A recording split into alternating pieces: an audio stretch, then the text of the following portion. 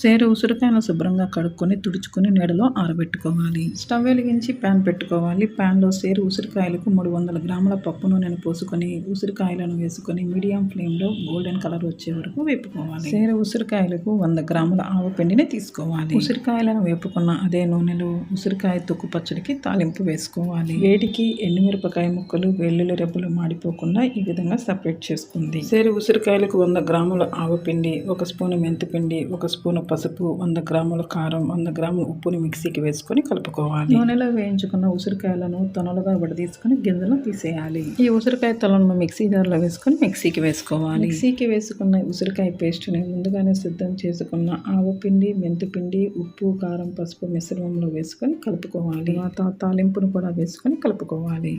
ఈ ఉసిరికాయ తొక్కు ఊరగాయని గాజు సీసాలో కానీ ప్లాస్టిక్ డబ్బాలో కానీ పెట్టుకోవాలి. అంతేనండి, ఉసిరికాయ తొక్కు ఊరగాయ రెడీ.